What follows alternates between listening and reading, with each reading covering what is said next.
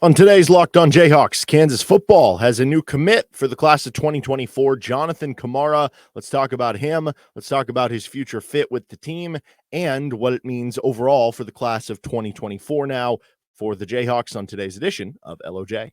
You are Locked On Jayhawks, your daily podcast on the Kansas Jayhawks, part of the Locked On Podcast Network, your team every day.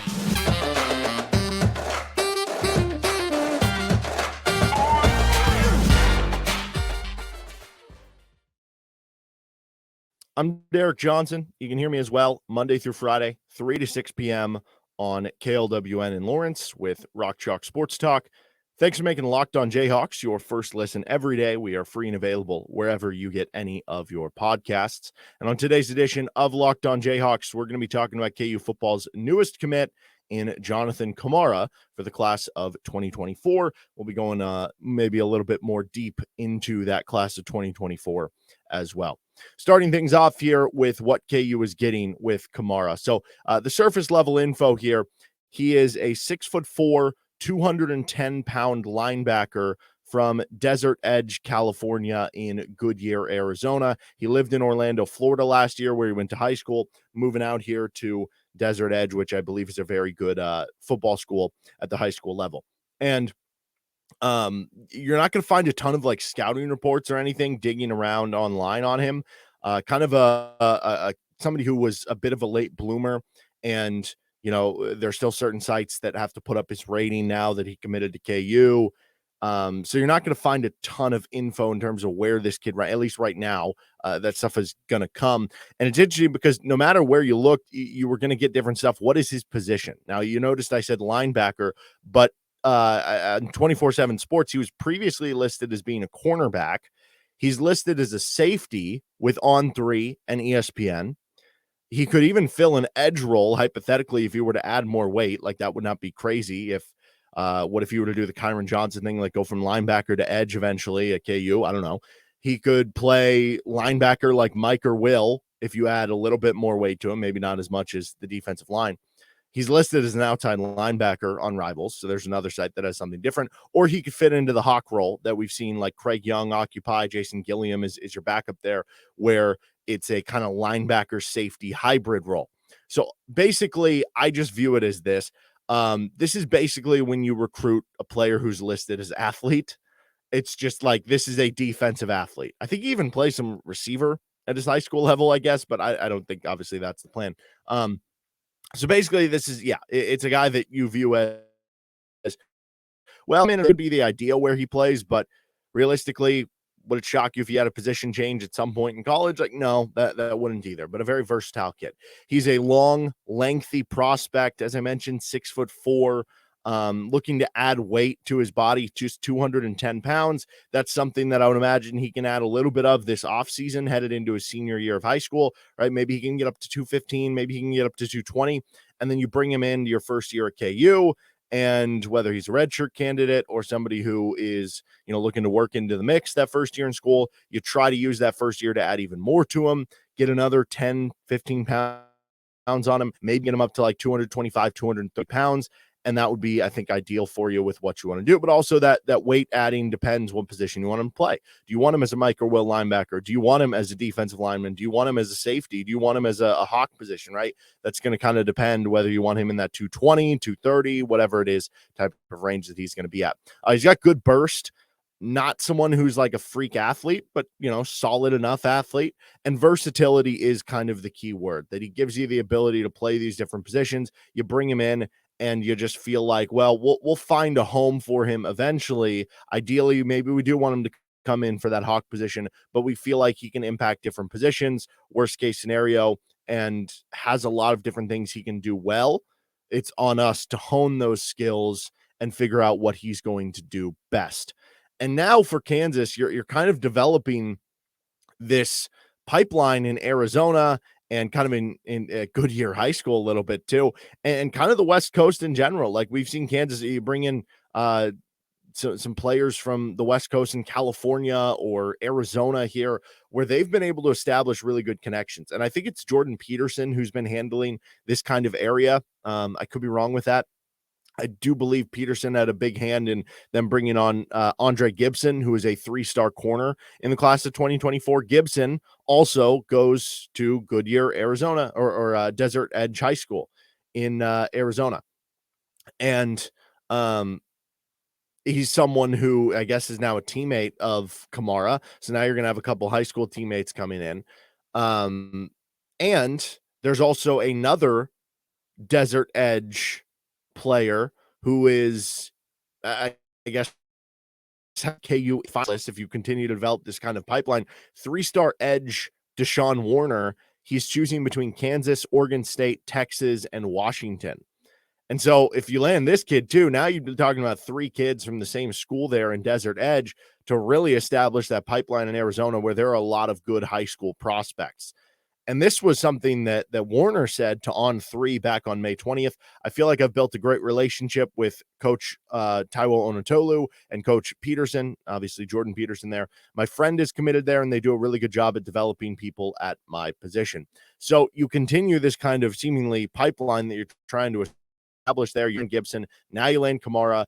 You add more pillars and pieces to that defense, which is constantly looking to add more. And you're trying to find that identity and shape it into being a solid enough defense under Brian Borland. Those are still steps they're trying to take, right? The offense has been kind of ahead of where the defense is trying to get to at this point in time for KU. So you continue to add talented guys to that defensive side of things. And maybe you can get another one with Deshaun Warner as you continue to build momentum in that Arizona area, and specifically just at that one school, which is a good school. Obviously, like I said, Arizona tends to be a good spot that a lot of good players come out of over the course of the collegiate ranks. All right, we're going to get on to where exactly Kamara fits in to the future roster at specific positions. Then we'll finish up with an overarching look at the class of 2024 now for KU with another commitment in tow. First, though, this episode of Locked On Jayhawks is brought to you by Built Bar. Are you looking for a delicious snack but don't want all the sugar and the calories? Then you need the best tasting protein bar ever with Built.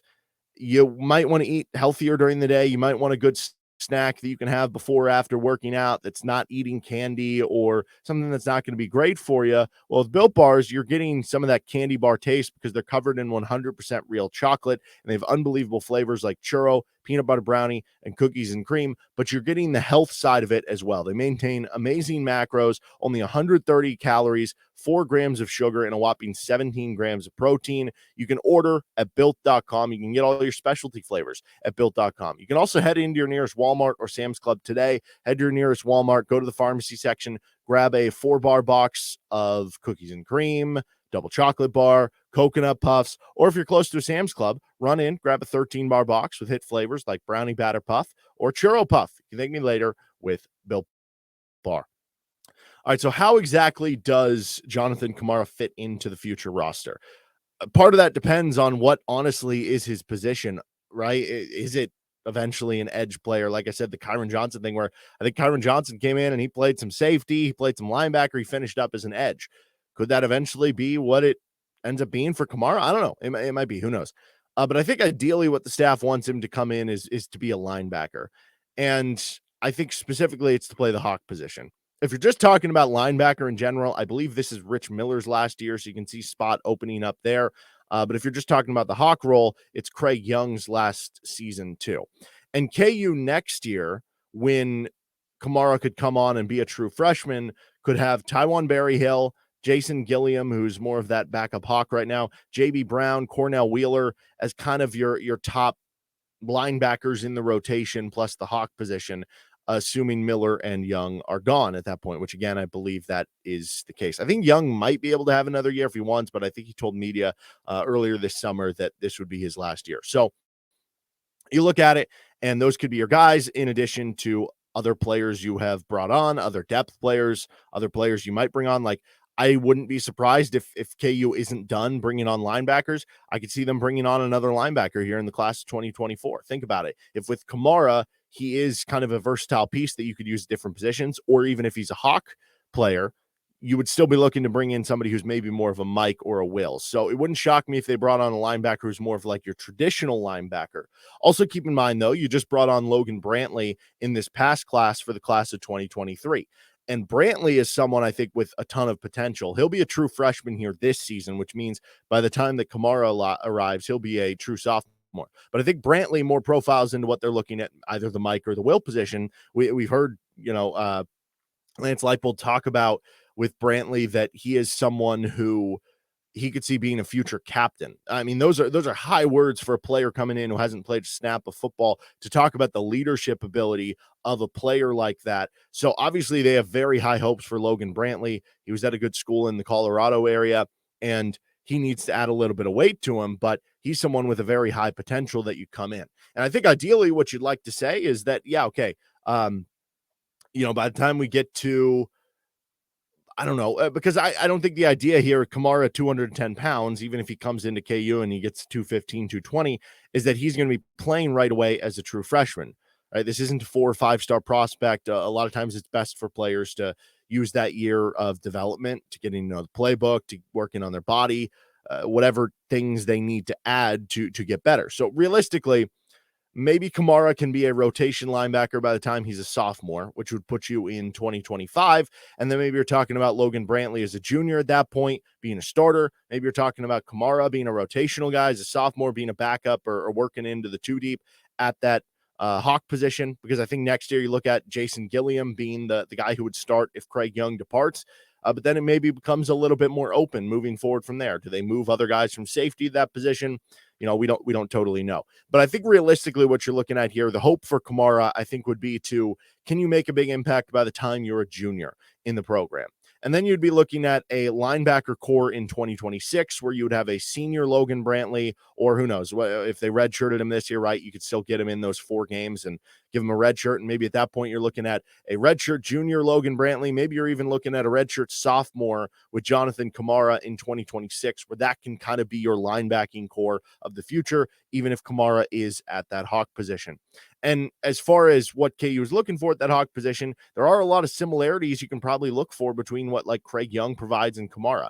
Now, with Craig Young, he is this like freak athlete that it's hard to replicate that, but you're talking about like a 6'4" lengthy linebacker with good speed who is kind of a safety linebacker role. Even if Kamara is not as good of an athlete as Craig Young, he provides a lot of those things that allow you to basically feel like you're in a base type of 4-3 defense with the 3 true linebackers, but also have that hybrid linebacker that makes you feel a bit like you are kind of in a nickel type of formation where you do kind of have a 5th DB. So it's like you have kind of a 4-2.5, where you have like 2.5 linebackers, or you have 4.5 DBs out there, right? And that's so important for what KU wants to be on the defensive end of the ball. Obviously, we've seen the Big 12 has not been as, I don't know, air raidy or as quarterback or wide open spread as it was maybe a decade ago, but it still does rely on a lot of that where you want to have that type of personnel that can play both ways. And I think that's what you're looking for in how he fits into the specific position and the specific roster moving forward. But I think what's really interesting is that he maybe becomes the first high school recruit with Kamara to be recruited specifically into this position. Like obviously Craig Young was brought over and he was recruited in as a transfer though to fit this specific position, right? Or maybe that was just, hey, Craig Young's a good player who's available, let's bring him in and then let's figure out what we're going to do with him. With Jason Gilliam, he came in, he was a safety and is like, okay, we think you can fit, playing the Hawk position, being the backup right now to Craig Young and maybe being the future of that position. It seems like, and maybe somebody who's in the class of 2023 is going to come in and he'll eventually be, into that Hawk role, or maybe they did recruit somebody in the class of 2023 to be that type of guy. But it feels like to me, Kamara becomes at least, if not the first, one of the first for KU to specifically be recruited into that, to where KU is now able to where they're not just recruiting, for diamonds in the rough or because we like this skill about you or because we think you can turn into this player for us, but specifically recruiting to a scheme which can help you because it can help you narrow things down of like, what exactly are you looking for or what is going to fit this scheme to best maximize this scheme we're running. And I think that's kind of cool and interesting that you have a player that does seem to prototype into a Hawk position, which is, it's not an overly unique, like there are a lot of other schools that have their version of the Hawk, but not every school. Some teams run a 3-4, some teams run a 3-3-5, right? It's kind of different depending on what every school does. And So now you remember exactly what you want at that position, which is the case here with Jonathan Kamara. At least that's what I believe. Okay, let's finish things up here with the overall class of 2024 now. Where does it stand after the addition to Kamara for next year's class of high school football recruits for KU? That next with Locked On Jayhawks. Finishing things up with Locked On Jayhawks, the overall class of 2024 for KU following the commitment of Kamara. So you're looking at 5 commits in tow for KU. And it's been a really successful class so far for the Jayhawks. This becomes your first linebacker commit. Obviously, like I said, if the idea for Kamara is to play the hawk position, and you could be looking at losing, Rich Miller and Craig Young this season. Pretty soon you're going to lose Taiwan Berryhill. JB Brown has this year, and I believe just one more, right? Like you want to continue to build your depth. You want to continue to build your future at the linebacker position. That it would not surprise me, or it would not be crazy if KU went out and got another linebacker in the class, but maybe somebody who was more of the Mike or Will type of linebacker. But he does become your first linebacker to this point of the 5. He also becomes your second defender commit. The other defender commit, Andre Gibson, who we mentioned, will now be his high school teammate in Arizona. But previously, before they got the commitment here from Kamara, the 4 other commits for KU in the class of 2024 were all top 1,000 commits. And, it's funny because in basketball for KU, like if you get a kid who's not a top 100 recruit, it's like, what's going on here, right? Like, do they see something? Is he a diamond in the rough? Is he a late riser? Like, is he ever going to play here? And obviously we know there have been a lot of those success stories at KU. I don't mean to turn this into a basketball thing, but the difference with football, I mean, there's, every team has 85 scholarship guys. There's so many more that impact, right? You have 22 starters on the field versus in basketball, you have 5. So my thing has always been, if they're a top 1,000 recruit, that's a big deal to come to Kansas, right? As many of those you can get, the better. And in the same way that probably for KU basketball, it's like, well, are they a top 50 recruit? Well, in football for KU, based on, what crop of players they typically are going to be able to get, right? They're not going to compete with Alabama for the 5-star recruits, right? Can you get top 1,000 guys? Can you get a handful of them per class? They already have 4 of them in the class of 2024. And who knows, maybe Kamara, because he is someone who did have kind of a blowing, so to speak, like a late bloomer. KU was just his second Power 5 offer, but since then in the spring after KU offered him, he got offers from like Arizona State, Kansas State, Texas, Washington, and others. That this is a late bloomer. Who knows? Maybe he can even rise up the rankings if he has a great senior year and be another one of those top 1,000 guys. But this is already the most top 1,000 guys that KU would have in a class since the class of 2021. So you're talking about a 3-year span from 2024 class to 2021. That 2021 class had 4 top 1,000 guys. You already have 4 of your 5 commits in tow. And like I said, who knows what's going to happen with Kamara. And that 2021 class ended up being pretty solid for you. This isn't just the guys who were top 1,000 recruits, but that class ended up featuring Devin Neal, OJ Burrows, DJ Withers, who could have a breakout year this year, Jason Gilliam, Tommy Dunn, same thing with him and Withers, Tanaka Scott, and a few others looking to make their mark this year. That ended up being a really good class for you. Again, it's not just about the top 1,000 guys, but the more top 1,000 guys you have, it's going to kind of carry the weight up top and give you a better chance at some of those turning out to be really good players like a Devin Neal, right?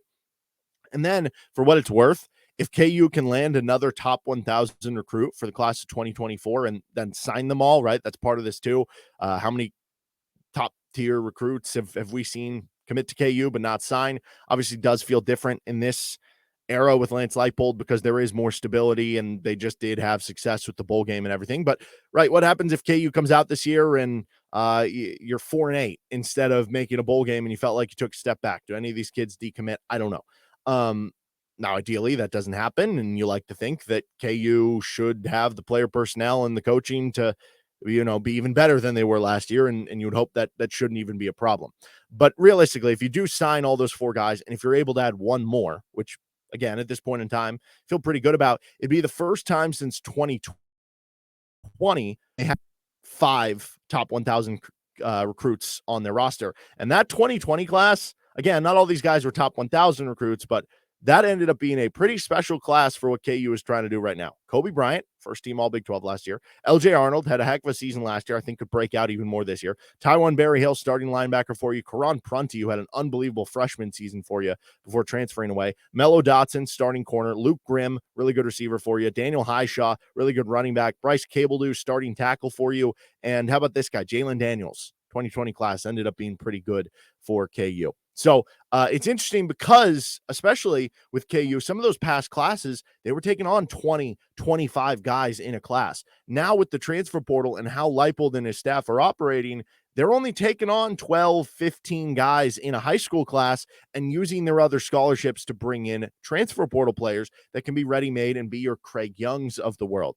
And so you have less to work with, but they're getting more, it's less quantity, but it's more quality seemingly with the top 1,000 recruits that they're getting. And that's amazing to me that you've already matched that with 4 already through 5 commits and a chance to get up to what that 2020 class was moving forward. And we'll see what Kamara comes in as. I don't think he'll be a top 1,000 commit, but like I said, he's the type of player that has been rising in the spring. What if he has a breakout senior year and could crack into that top 1,000?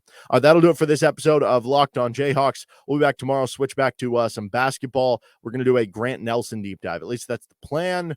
Obviously, breaking news and stuff that happens can change stuff up, but that is the plan for right now with Locked On Jayhawks. You can find us anywhere you get any of your podcasts. You can find us on YouTube as well. Like and subscribe to the show. We'll see you next time with LOJ.